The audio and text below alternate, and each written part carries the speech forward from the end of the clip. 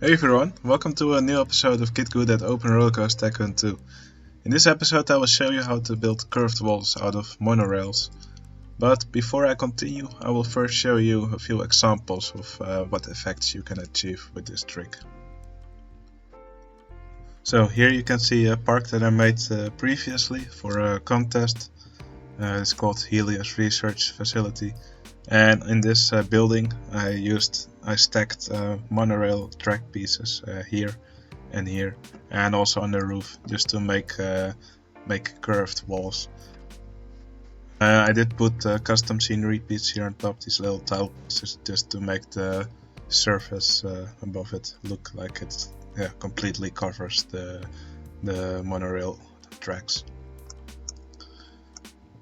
Anyway, let's move on to the next example. Alright, here you can see the plot made by Terry Inferno in round 16 of my multiplayer server. And here he also used monorail walls to great effect. On most places it's only one piece high, but right here, for example, let me rotate the screen. Here he put several of these pieces on top of each other, just to give this wall this nice curved look. And he put this quarter tile length scenery piece on top of it, just to cover the gap that would normally be there between the wall and the ground. Also here around the station, he used these monorail walls to great effect. I also used monorail walls in my plot in that round. I wasn't really happy with the building I put here, but I really liked the walls that I put here. So this is just one of the effects you can achieve with this trick.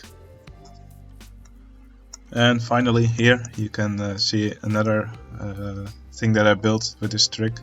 Here, instead of monorail, I used wooden coaster pieces, but the method to do it is exactly the same, and also as a result you get a wall, but now one with a wooden look.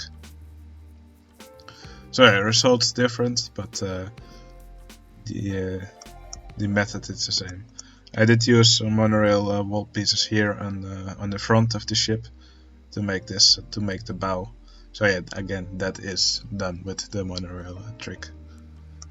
So yeah, this trick can be used in many ways, and if you do it properly, you can get really nice results. Alright, I will now go on to show you how to exactly accomplish this.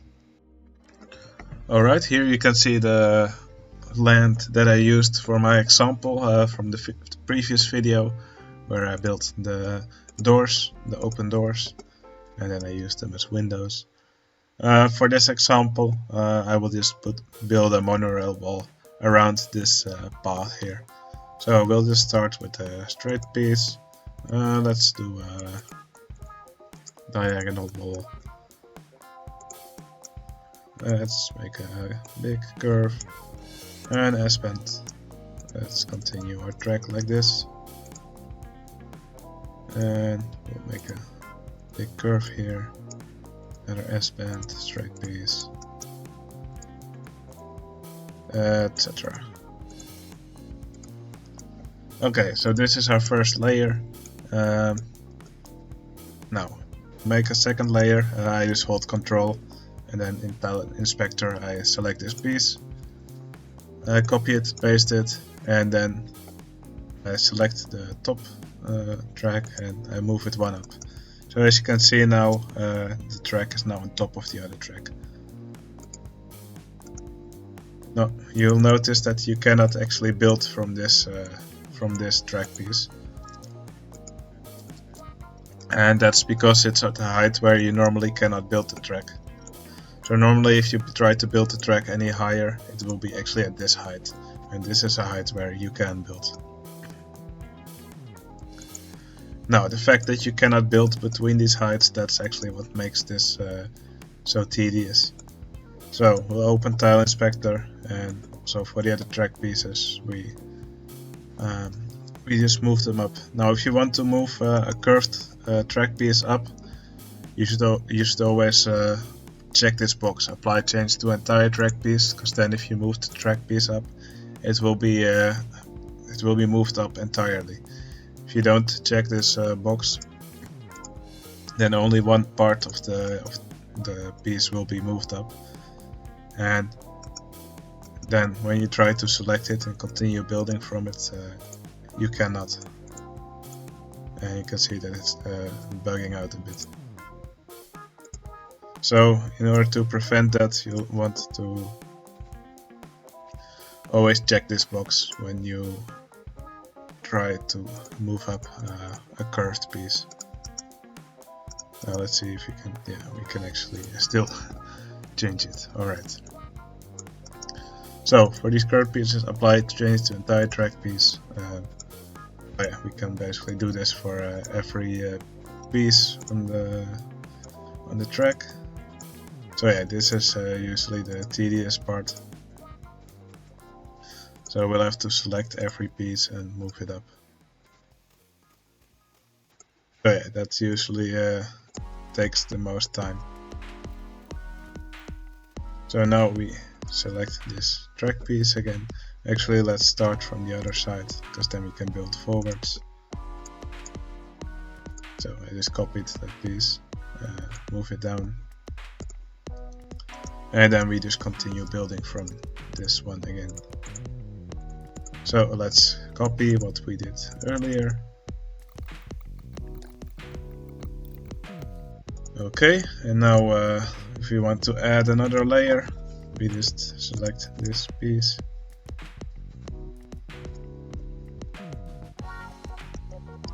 And then we are again at the height where we can build normally. So let's just do that.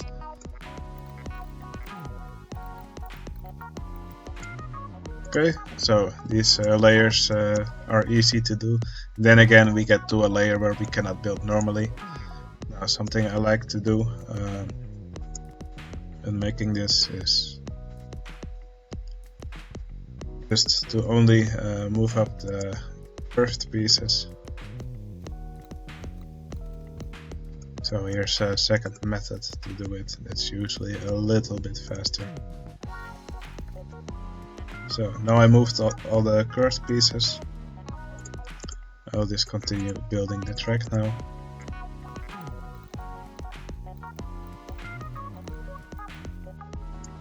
Then for the straight pieces, we'll just copy and paste them.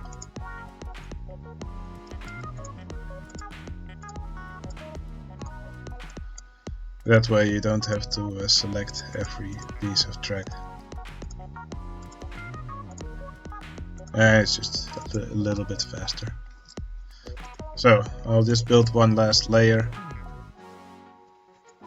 And this is another layer that we can just build normally, so that's easy.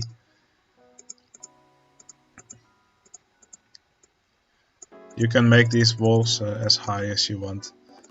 But typically 3 layers is enough, or 5, or it really depends on how high you want the wall to be. For the pirate ship I had to use quite a lot of walls, so that took me pretty long to make. So yeah, now you have the monorail wall. What I like to do is I like to use them as the, for example, when I make a rapid ride, I like to use them as the guard rail, so to say. So then, for example, on this side of the wall, there will be a river rapid ride, and then there can be a cliff, for example, on the other side.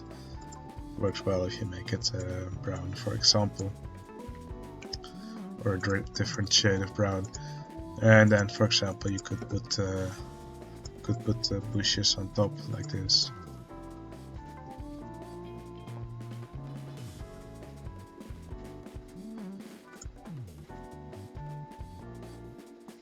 And let's give it a bit of a slope.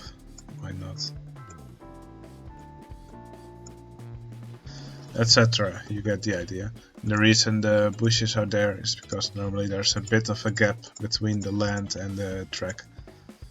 So yeah, it will usually look better if you try to hide that gap. Bushes or other quarter tile scenery are a good way to do that. If you have custom scenery available, there's usually tons of quarter tile pieces that you can use. Now you'll probably notice all these supports here sticking out, so you'll have to remove those to make it look nicer. So the easiest way to do that is just select a tile and then move all the track pieces under the surface, and you'll notice the supports will disappear.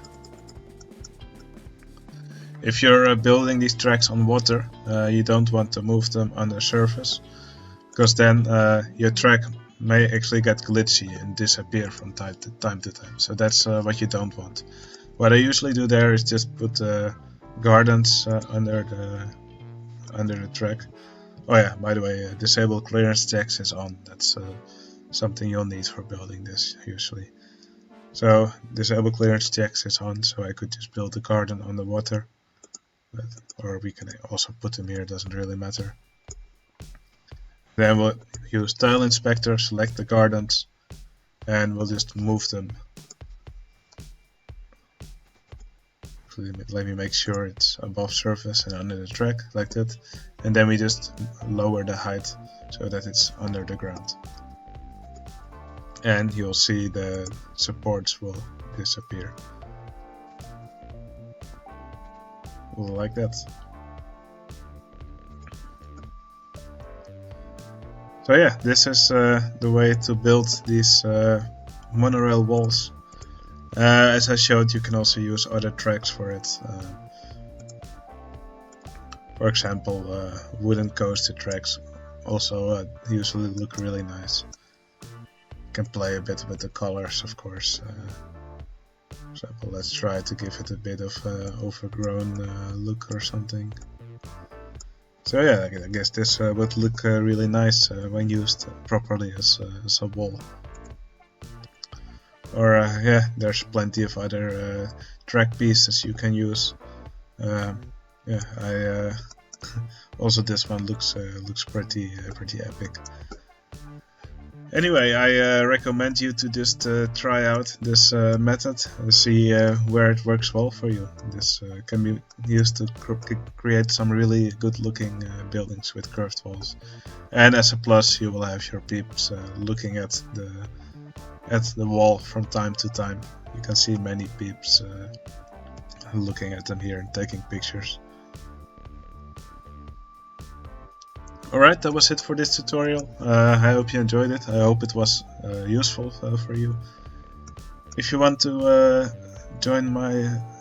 if you want to see more tutorials or join my multiplayer server, you can join my Discord. The link is in the description. I'll be happy to help you with any questions you have there. And I hope to see you again in the next tutorial. See you later.